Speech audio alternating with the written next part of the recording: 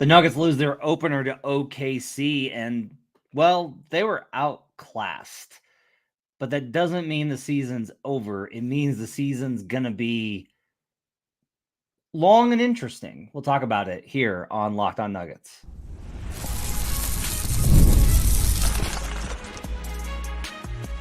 You are Locked On Nuggets, your daily Denver Nuggets podcast. Part of the Locked On Podcast Network, your team every day. Welcome to Locked On Nuggets, your daily Denver Nuggets podcast, part of the Locked On Podcast Network, your team every day. Thanks for joining us and making us part of your day. Appreciate you guys being with us here on a Friday. This is a post-game episode I'm recording at 1:11 a.m. after getting home from the Nuggets games. Man, do I love these late games. They're so great for somebody as old as I am. On today's show, I'm going to break down, we'll do a recap here and give you my kind of initial thoughts on the Nuggets season opening loss to the Oklahoma City Thunder. I'll talk about Russell Westbrook's debut, Jamal Murray and MPJ struggles, the bench issues, where the team is at collectively, and kind of a roadmap for what the season will look like. We'll have more on this on the full show with Swipe On, Swipe and Gripe. You can catch that at noon Mountain Time on Friday afternoon. Today's show is brought to you by FanDuel. You can start the season with a big return on FanDuel. Place your first $5 bet and you'll get started with $200 in bonus bets guaranteed. Visit FanDuel.com to get started. Man, the chat's bumping here at YouTube.com/LockedOnNuggets. I can't believe folks are hanging out with me this late in the evening. Thanks for joining us. Big Honey and Pedro and Jaden and Fernando. Appreciate you guys hanging out with me here on a late night squad for Locked On Nuggets. Again, go to youtube.com/LockedOnNuggets. Like and subscribe. Smash that like button for me. Okay. The Nuggets lose the Oklahoma City Thunder on opening night. They eventually fall 102-87. 87 points. Jake Shapiro of 104.3 noted that this is the fewest points since Jokic's rookie season in the Jokic era. So just absolutely a pretty miserable offensive performance. Defensively, the numbers were really good. I have a lot of problems with the process, but the numbers were really good. And Malone kind of focused on that post game. It was an interesting post game presser for Malone because we all thought that he was going to blow up and fume and rage and call them soft and da da da. Nope, he was chill. He was like, I thought the defense played well. Offensively, obviously a lot to work on, but we felt we'll have to look at it. Look at the numbers later. But I feel like we got good looks. And there's just like a lot of things we got to improve on. Turnovers being a problem. Second chance points, not that big of an issue. He gave a lot of offensive rebounds, but not many second chance points. He was surprisingly calm. The big headline from the game is going to be that Nikola Jokic's quote, where he said, we're not a good shooting team outside of Jamal and Mike. The rest of us are pretty streaky. And it should be noted, this wasn't like, he wasn't criticizing the team construct. He wasn't blaming anybody. Like, Jokic is matter of fact about anything. And for him, it's just like, no, like, this is just a thing. This is not surprising. We're not a good shooting team. And they weren't a good shooting team last year. And I talked a lot about that. And a lot of that's like volume. Now, the efficiency was good last year. And Malone made a big point in preseason of saying, like, we do have shooters. We just need them to shoot more. And that was Jamal and MPJ. But unfortunately, Jamal and MPJ combined to go, they went 5 of 15 from 3-point range. The Nuggets as a whole went 7 of 38. 10 of the Nuggets 3-pointers came from Russell Westbrook and Peyton Watson. Russ went 1 of 6. Watson went 0 of 4. But that 3-point line, wasn't the reason they lost this game. Offensive execution and the inability of the Nuggets to generate spacing to allow them to beat OKC at their weak point was the issue. The Thunder without Isaiah Hartenstein, and they're a small team without Hartenstein. Chet Holmgren was amazing tonight, had an absolutely incredible performance in this game. Holmgren finishes with 25 points, 14 rebounds, 5 assists, and 4 blocks on 11 of 18 shooting. He went right at Nikola. He went right through Nikola. He scored on him consistently on drives, on shots. They use him in a lot of ways, and he was very effective. And on the interior, he was blocking everything and being a real problem. But a lot of this is, even when they were able to get Chet stretched out, the other help defenders, Lou Dort was amazing tonight. He was just everywhere, especially in the second half. The Nuggets shot 49% at the rim. Yikes. Like, the Nuggets aren't going to be anybody if they shoot less than 50% at the rim. It's not going to happen. It's not going to happen for them. 50% from two, I'm sorry. That's a real problem. If you told me that OKC had completely taken away all of the Nuggets spacing, I would have been like, oh, so Christian Brown struggled. But that was the opposite, because Christian Brown probably played I was talking to Adam Mares about this on the phone after the game. I was like, I think Christian Brown played the best relative to the expectation and career standard. Like, Jokic didn't play to his career standard, even though he finished with a triple-double, like always. Jokic tonight, 16 points, 12 rebounds, 13 assists, 16 points on 13 shots. Like, that's not the standard for Jokic. It's just not. Aaron Gordon didn't. Jamal Murray didn't. Michael Porter Jr. didn't. And so none of those things happened. Christian Brown, though, I thought he finished drives extremely well. He made really good passes when they sagged. Like, there was a sequence in the second half where he was on the weak side. They passed it to him. The Thunder had completely helped off of him. And instead of just chucking up a three, Christian waited a second and then caught Jokic on a cut for a basket. That was like a really good play. Christian did go 0-3 from three-point range. And yeah, the Thunder started to figure out they could not guard him. But like, it wasn't on him. The Nuggets just don't have enough firepower. And that's really crazy for a team that a year ago in the opening game versus the Lakers, we were like, this team is still so stacked. They just have so many weapons. And it just doesn't feel like that anymore. And that's a real problem. And maybe you'll feel differently on Saturday versus the Clippers. But the way this game played out, the Nuggets this was not a lack of fight game. The Nuggets weren't soft. The Nuggets didn't they wanted to win this game. And they came out and they got a lead early. And the Thunder just kept coming and kept coming and kept coming and did the things that they do, and eventually outpaced Denver and got the lead. And once they got the lead, it was pretty much over. And the Thunder outclassed them to a certain degree. Like, the Nuggets didn't have answers. The Nuggets did have problems executing their sets. The Nuggets couldn't guard them. And there was a lot of guys that was on. But as bad as the bench was, and don't get me wrong, it was atrocious. Jokic was a -9 in this game. You're not going to win any game, most games. You're not going to win like 95% of games where Jokic is -9. It's just not going to happen. And it's a real problem that they're going to have to kind of deal with. I'll talk in the second segment about. We only have 2 segments on this post game show.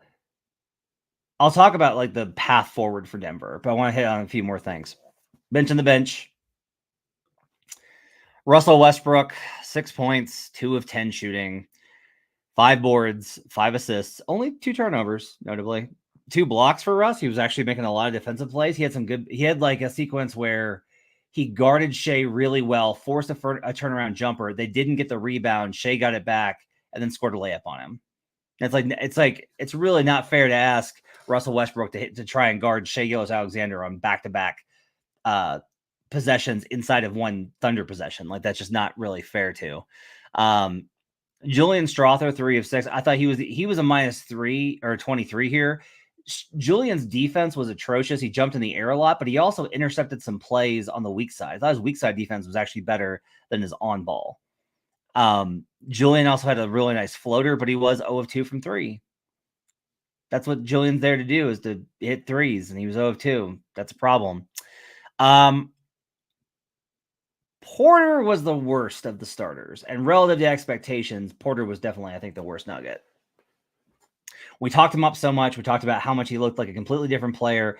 Ooh la la, look at all this, that, and the other. And yes, the Thunder are a tough matchup. They are.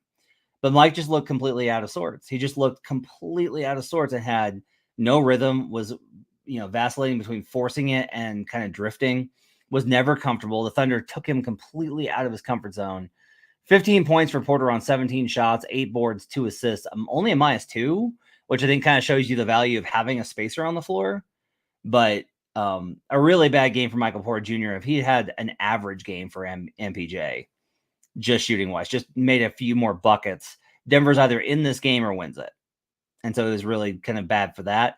I don't want to pile too much on Porter because it's not like any of the starters were great, except Yoke to the degree that he was. Again, 16 points is kind of low for him. I talked about AG not being able to finish underneath with the spacing. Just was not able to really provide anything. AG had 12 points on 5 of 12 shooting. 12 points on 12 shots is not what you want from Aaron Gordon. He did have 9 boards, but lots of boards in this game because both teams missed a lot of shots. Jamal's an interesting one. So Jamal finishes 4 of 13. So he has 12 points on 13 shots, 6 rebounds, 4 assists, 2 steals, 3 turnovers. He's got 4 assists to 3 turnovers. All of this looks like Jamal was awful. I don't think Jamal was awful in this game. I think he missed shots. I think he has no ability right now to shake and get past premier defenders. And that's a problem. And it's a huge issue. And it goes back to last year. And that's a worry. But the 4 assists does not count how many, I think, secondary assists he's going to wind up with in the box score once it's all finalized. Because I thought that Jamal did a really good job in a lot of key areas of helping move the ball, making key sequences. He also worked off ball. They generated more off ball looks for him than I've seen the Nuggets do. And those looked really good, especially some that Russ was able to create. Russ with the ball with Jamal off ball actually works. Like that, I do think works as bad as Russ was from a set standpoint. That has some potential there. So like, there's an opportunity there for what they can do. But at the same time, like, look, I could talk about quality of shots and how he played and this, that, and the other. Jamal was 4 of 13. And again, if Jamal Murray's going to have 12 points and AG's going to have 12 points and Porter's going to have 15 points and nobody's going to have more than 15 points of those 3, the Nuggets aren't going to win. Christian Brown was tied with Nikola Jokic for leading scorer tonight. That is a disaster for the unit that Malone has not always, for the last 4 seasons, Malone has believed that the offense will take care of itself because of how good Nikola is. And he's got a lot of reasons for that. But man, this offense has to get coached up. Otherwise, it's not going to get better. So OKC was really awesome tonight. Even though they didn't shoot well, Denver looked outclassed. Body language was bad. All these types of things. Is the season lost? Is it over? No, there's 81 more games. But also, I want to try and prepare you for what's ahead from here. Because the season's not over. And I'm here to tell you right now, the Denver Nuggets can absolutely still win a championship. The odds of the Nuggets winning the championship, which I predicted on the show alongside Ryan Blackburn because he stole my pick, are the exact same as they were yesterday. But the path is very obvious about how that's going to go.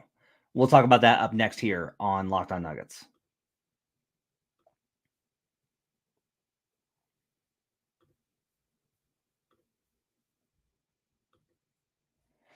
Today's show is brought to you by Prize Picks. Prize Picks is the only real money daily fantasy platform with an injury insurance policy. So your lineups stay in place even if one of your players gets injured. If your player leaves in the first half and doesn't return, Prize Picks keeps your lineup live.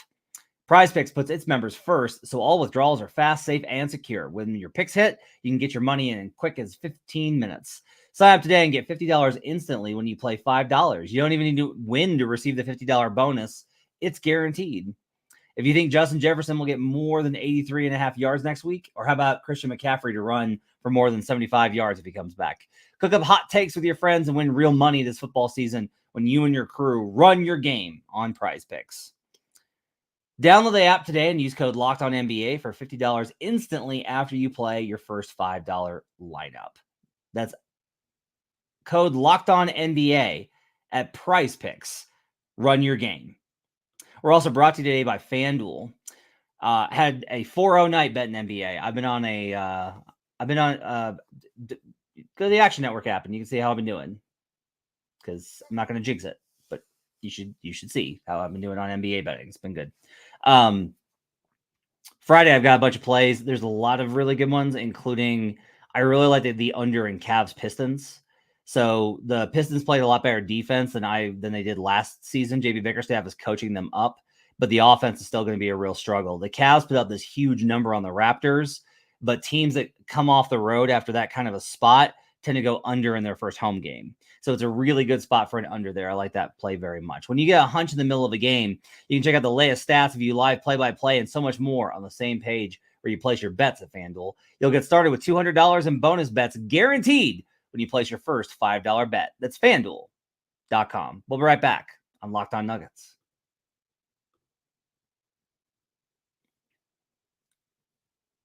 Back here on Locked On Nuggets. Thanks for joining us and making us part of your day. Appreciate you guys being with us here on a Friday. I'm sure that not a swell time. We did not do a good job of preparing you guys for the postcasts. Anilo from Mile High Sports is going to be doing postcasts after every Nuggets game so that we will always have a post-game show from the guys at Mile High Sports. So make sure to check that out in your feed as well for a different perspective. And then we'll be along later with the post-game shows. Swipe and I'll be with you on Friday at noon Mountain with Swipe and Gripe. Also, I want to let you know about the newsletter. So we have a new Locked On Nuggets newsletter. Go to lockedondaily.com and you can sign up for Locked On Nuggets newsletter. Ryan and I are going to do after games. We're going to do what's being after home games. We're calling it the 10-piece Nuggets. I made it funny. So it's going to be like these short kind of blurbs about what we observed from the locker room, quotes, our takeaways from the game. I described stuff like what it was like during the Dikembe Mutombo thing. I commented that Jamal Murray left the arena without speaking to reporters. So long, suckers, what I titled that one. You're going to get kind of an inside look at these Nuggets games, and there'll be more stuff as I kind of think of good ways to implement stuff. But I think it's got some really good quotes in there and analysis. So check it out. Go subscribe to our new Locked On Nuggets newsletter at lockedondaily.com. Okay. So in this final segment, what I want to comment on is the Nuggets are not where they need to be, and the Thunder showed them how far away they are. And in the comment section, there's stuff about like, I feel bad for Jokic. The Nuggets are a second round exit. Calvin Booth needs to be fired, blah, blah, blah, blah, blah. And like, I get it. Fans get to be mad after losses, right? I got a lot of fire Malone stuff. That's what I got. That's what I always get after losses is they need to fire Malone.